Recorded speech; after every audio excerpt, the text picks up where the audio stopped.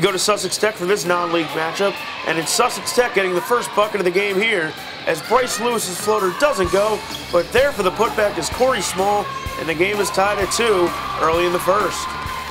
High Point answers here though, as it's Adam Walton finding Kyle Adams here as he knocks down the 3 from the wing to make it 13-4 High Point with just under 5 minutes remaining in the first quarter. It's Kyle Adams again for High Point, and this time it's the catch and shoot 3 to give High Point a 17-12 lead with 2:45 left in the first. With time winding down in the opening quarter, it's Tech off the inbounds play, and it's Matt Beck getting it to Didier Lewis, and Lewis does the rest as he bangs it off the glass to make it 19-14 High Point at the end of 1.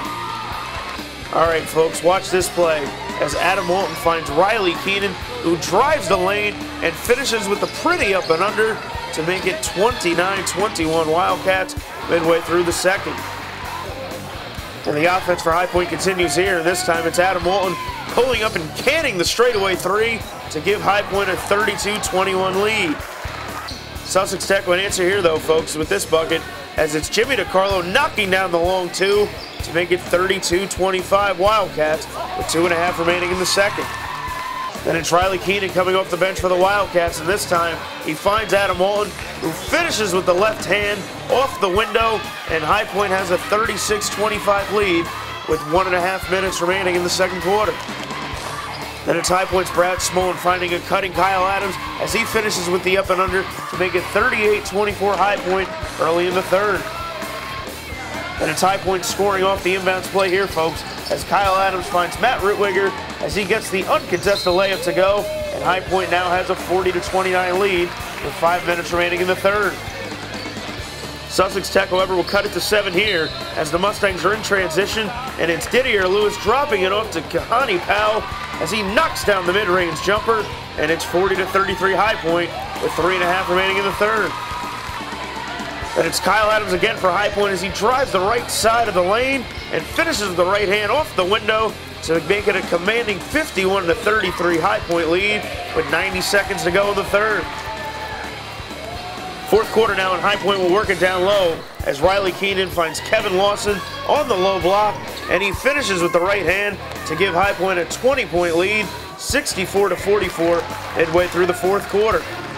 Then High Point will cap the night here as Brad Smolin gets it beyond the arc, and he knocks down the 3 to seal the game for High Point as they would go on to win by the final score of 74-56 over Sussex Tech. We came out, we're a little, we lack a little bit of energy, but we knew in the second half we'd come together as a team, just get the ball to the hot hands. Everybody was playing hard, rebounding, crashing, so it all worked out. We talked about being focused and coming out here and playing with a little bit of chip on our shoulder after that loss, and it was good to see the guys respond. Sussex Tech made it a game in the second quarter, but High Point came out after the half and pulled away and never looked back. We talked about making more of an effort to get the ball inside, whether through driving to the hoop and trying to make something happen or feeding our post players. I think the kids did a good job of executing that part of it. We also came out with a little full court pressure that we have and kind of enabled us to pull away. In the second half, we came out a little soft, lacked a little bit of energy. But, second half, we just knew we'd come together as a team, keep playing hard, get the loose balls, and just knock down some shots. I don't really think anything, just a lot of hard play and getting the ball inside. It's funny how you can see the dynamics and the way things change in a game by taking high percentage shots, and we capitalized on that, what they were giving us, and we tried to work on finding guys inside and taking the ball to the hoop and making sure easy shots was a priority for us in the second half, and I think that's what made a difference. Interesting fact, Jesse Strell's dad, Bob Strell, actually coached at Sussex Tech back in the 80s. He was here in the stands tonight to watch his son take on his former team. How'd you get that scoop, man? Nothing gets by the Mugs media team, man. That's a little nugget from like 1980s. Yeah, my dad did coach here. I grew up coming to this gym and shooting hoops and working out here. And so it was neat to come back, and he was in the stands watching. So it was a neat moment.